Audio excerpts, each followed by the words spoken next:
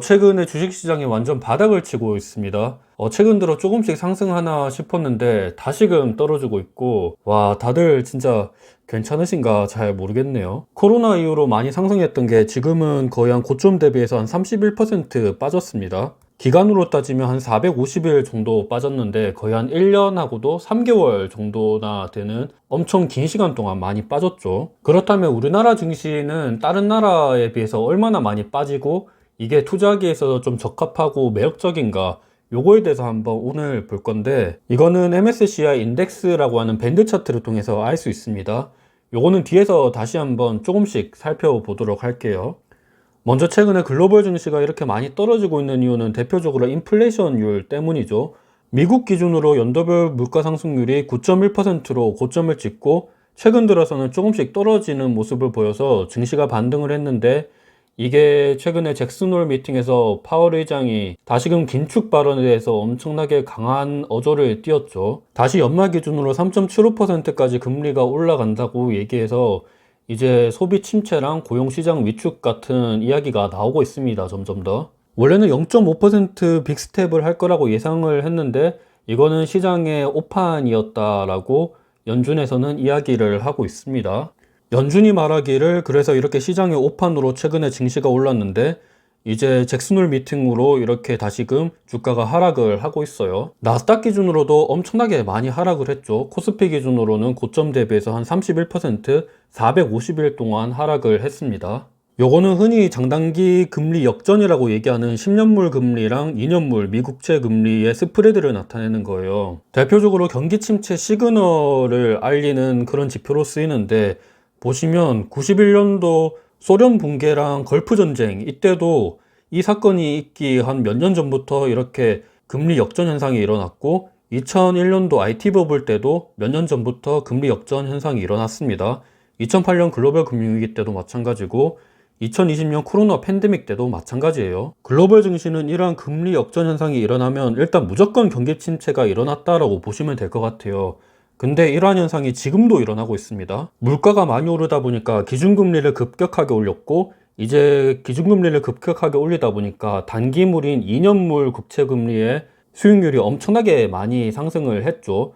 반대로 경기 상황은 둔화할 것이라는 예측 때문에 상대적으로 장기물인 10년물 국채금리는 많이 오르질 못했습니다. 그래서 그 차이인 스프레드는 지금 오히려 단기물이 더 높게 형성돼서 지금 역전 현상이 일어나게 된 거죠. 그래서 요거 때문에 지금 경기 침체가 일어날 것이라는 이야기도 많이 나오고 있는 거고, 그래도 다행인 거는 지금 10년이랑 3개월 국채금리 스프레드 차이는 요거는 아직까지 역전 현상이 일어나지는 않았습니다. 0을 기준으로 아직까지는 위에 있죠. 3개월 국채금리보다 10년 국채금리가 더 높다라는 이야기예요. 흔히들 10년이랑 2개월 국채금리 스프레드를 더 중요시 여긴다고 많이 하는데, 근데 실제로 뉴욕이랑 클리블랜드 연준에서는 경기 상황을 예측할 때 이 10년이랑 3개월 국채금리 스프레드를 많이 참고를 합니다. 이 10년이랑 3개월 국채금리 스프레드도 역전 현상이 일어났을 때는 항상 경기 침체가 이렇게 일어났었거든요. 이거는 91년 걸프 전쟁 소련 붕괴, 그리고 2001년 IT 버블, 08년 글로벌 금융위기, 그리고 2020년 코로나 팬데믹 상황에서 모두 역전 현상이 일어났습니다.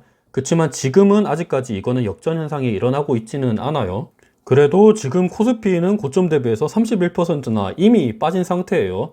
450일 동안 엄청나게 장기간 동안 빠진 건데, 사실 이렇게까지 많이 빠진 거는 이때까지 경기 침체 상황 빼고는 이렇게까지 실제로 많이 빠진 적은 없었거든요. 과거랑 비교했을 때 경기 침체가 아니고서는 확실히 지금 증시는 많이 하락하고, 그리고 올해 하락한 것은 맞습니다. 어찌 보면 지금 내년에 경기 침체가 올 거라고 하는 게 이미 선반영돼서 이렇게 많이 떨어진 게 아닌가라는 생각도 많이 들고 있는데, 이게 실제로 선반영인지 아닌지 여부는 한번 따져봐야 되겠죠. 사실 선반영이라는 게 누가 정해주는 것도 아니고 이게 시간이 지나봐야 아는 건데, 그치만 우리가 지금 최선으로 할 수 있는 거는 지금 주가가 저평가되어 있냐 고평가되어 있냐, 요거를 한번 살펴볼 수 있는데, 요거는 오늘 주제로서 다룰 MSCI 인덱스를 기준으로 해서 밴드 차트를 통해서 알 수 있습니다. 지난 30년간 증시가 어떻게 많이 변했냐, 그리고 글로벌 경기 위축이 있을 때 얼마나 밴드 차트상에서 떨어졌냐, 요거를 한번 지금 상황이랑 비교했을 때 지금의 주가는 적정한지 요거를 한번 알 수 있을 것 같습니다. 일단 미국, 유럽, 중국, 아시아 등 전 세계 국가들을 한데 모아놓은 MSCI 지수 밴드 차트를 먼저 보시면 이거는 전 세계를 다 합쳐 놓은 거예요. 참고로 이 밴드 차트를 조금 더 상세하게 설명을 드리면 12개월 선행 국가별 이익이랑 PER 가치 배수를 MSCI 지수화 해놓은 걸 밴드로 그려놓은 겁니다. 간단하게 생각하면 PER 밴드 차트라고 그냥 생각하시면 될 것 같아요. 근데 기업별마다 나눈 게 아니고 이거는 국가별마다 나눈 겁니다. 일단 전 세계 기준으로 밴드 차트를 보면 지금 15배에 위치해 있습니다. 상한이 20배고 하단이 10배고 평균이 15배인데 사실 지금 최근에 엄청나게 많은 증시 하락이 있었지만 지금 주가 수준은 30년간 평균치에 부합한다. 그러니까 그렇게까지 많이 빠지지 않았다라는 겁니다. 냉정하게 봤을 때는. 08년도에 있었던 글로벌 금융위기 때랑 비교는 절대 못하겠죠. 이때는 하단인 10배까지 떨어졌으니까 지금은 많이 떨어진 것처럼 보이지만 실제로 이 밴드 차트상에서는 그렇게까지 많이 떨어지진 않았어요. 오히려 코로나 때 엄청나게 많이 올라가지고 역사적으로 유례 없을 정도로 많이 올라서 상한선이 20배까지 찍었고 그리고 지금은 오히려 평균까지만 떨어졌다. 이렇게 볼 수 있을 것 같습니다.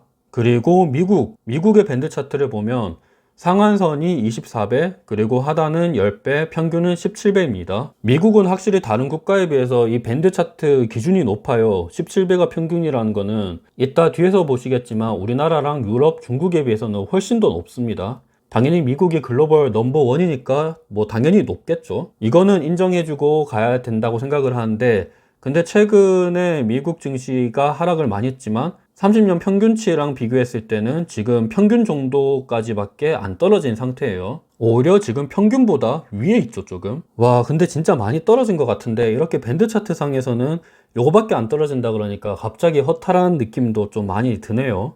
그러면 유럽의 밴드 차트를 보면 유럽도 미국이랑 마찬가지입니다. 앞서 미국의 평균치가 17배였는데 유럽은 지금 12배죠. 확실히 유럽은 미국에 비해서 저평가를 받고 있는 건 맞습니다.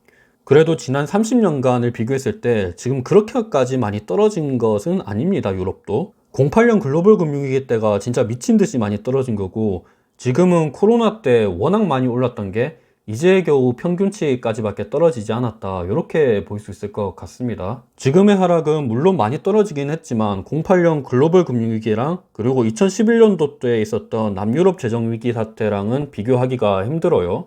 그리고 중국은 지금 평균치가 15배로서 미국이랑 유럽에 비해서 더 저평가를 받고 있죠. 이것도 마찬가지일 것 같아요. 중국은 워낙 폐쇄적인 경제 시스템을 운영하고 그리고 얘네들은 정치적인 리스크도 많고 또 최근에는 전 세계적으로 탈중국화를 하고 있죠. 예전에 2001년도 때 이후로는 전 세계적으로 중국이 세계의 공장 역할을 하면서 다들 중국 시장으로 많이 들어오려고 했는데 최근에는 미국에서도 미국 기업들이 리쇼어링 현상이 일어나고 있고 전 세계 기업들이 중국을 대체할 수 있는 다른 동남아나 인도 쪽으로 공장을 많이 지으려고 하는 모습을 보이고 있어요. 그리고 이 외로도 코로나 봉쇄령으로 인해서 공급망이 마비되기도 했고 최근에는 부동산 침체와 같이 증시 상황이 많이 안 좋기는 합니다. 그래도 LPR이랑 MLF 같은 각종 금리를 낮추면서 경제를 떠받치려고 하고 있기는 하지만 이게 약발이 잘 먹히지는 않죠. 그래서 중국은 지금 10배 정도 하단에 위치해 있긴 합니다. 많이 떨어지긴 했죠. 근데 사실 이거는 중국이 01년도쯤에 WTO를 가입하면서 경제 성장을 엄청나게 많이 이뤘고 그때 당시에 중국의 경제 성장률이 연간 기준으로 한 15% 정도 나왔거든요. 그때 이제 거의 한 고점을 많이 찍었는데 그 후로는 그렇게까지 높은 수준의 주가는 아닙니다, 지금. 중국이 투자하기에 있어서 매력적이냐를 물으신다면, 중국은 저는 좀 야수들의 영역인 것 같아서, 저는 투자를 안 할 것 같기는 합니다. 이미 저는 알리바바에 몇 번 털리기도 했어요. 그리고 옆나라 지리적인 이웃 국가인 일본을 보시면 지금 평균치랑 한 중간에 위치해 있습니다. 과거 일본의 영광은 완전히 사라졌죠.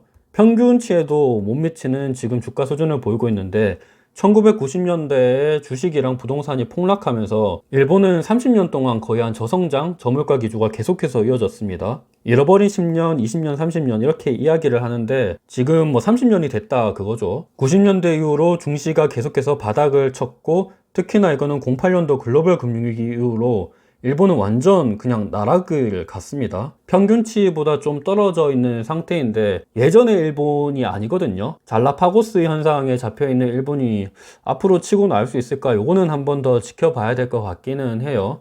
근데 사실 일본은 미국채도 엄청나게 많이 가지고 있고 이미 벌어놓은 돈이 엄청나게 많아서 우리가 일본을 걱정할 때는 아니긴 한 것 같아요. 그리고 대망의 한국. 한국의 차트는 진짜 너무나도 고요합니다. 최근에 떨어진 게 맞는가 싶을 정도로 지금 거의 한 박스피죠. 이 정도면. 그냥 평균치에 20년 동안 계속 부합해서 움직이고 있어요. 심지어 이거는 08년 글로벌 금융위기 때도 마찬가지입니다. 코로나 때도 마찬가지고 코로나 이후의 상승 때 잠깐 이 박스피를 탈출해서 올라가나 싶었는데 뭐 누가 눌렀는지는 잘 모르겠지만 다시 박혔죠, 밑으로. 그래도 우리나라 증시 같은 경우는 조금 매력적이라고 생각이 되는 게 우리나라는 거의 그냥 평균치에 계속해서 부합해서 움직였었거든요. 과거에도 현재까지도. 근데 지금 평균보다 조금 더 떨어졌기 때문에 한번 이 박스피를 노려가지고 하단에서 좀 잡고 위에서 팔고 이러면 좀 괜찮지 않을까라는 생각도 좀 듭니다. 2000년대에는 중국발 경제 성장이 있었기 때문에 이렇게 물론 이 하단까지 떨어질 수 있기는 하지만 요거는 거의 한 20년도 전인 이야기이기 때문에 이 정도까지 떨어지기는 좀 힘들지 않을까라는 생각도 듭니다. 미국이랑 유럽은 거의 10년 전 요때 하단을 쳤기 때문에 상대적으로 하단을 친 기간이 긴 한국이 어찌 보면 조금 더 매력적일 수 있지 않을까? 이렇게도 생각을 하고 있어요. 물론 그 국가별 특징이랑 그 국가별로 얼마나 더 성장할 수 있는 여력을 볼 수 있는지가 더 중요하긴 한데 간단하게 밴드 차트 상으로만 봤을 때는 그렇다는 겁니다.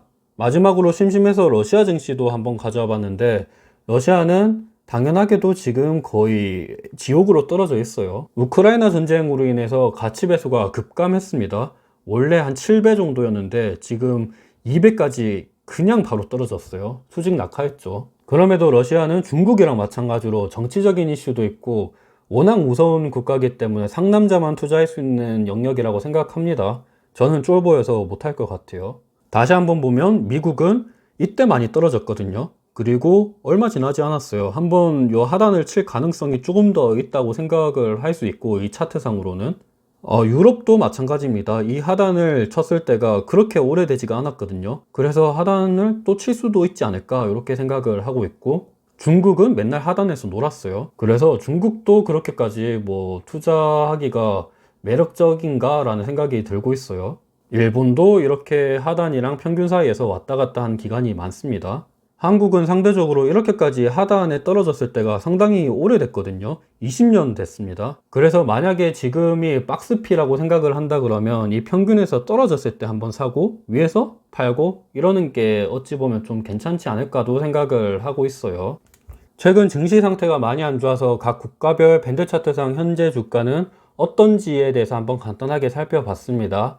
다들 이왕 투자하는 거 한 번씩은 참고해서 투자하면 좋을 것 같아요. 이게 결정적인 기준은 아니긴 하지만 그래도 모르는 것보다는 괜찮다라고 생각을 해서 한번 객관적으로 지난 30년간 비교했을 때 지금의 주가 상태는 어떤지 이거를 염두해서 투자하면 좋을 것 같습니다. 오늘 영상은 여기서 마무리하도록 하고 저는 참고로 네이버 블로그도 하고 있는데 경영대 뉴턴을 검색하시면 이 외에도 다양한 자료들을 올리고 있습니다. 감사합니다.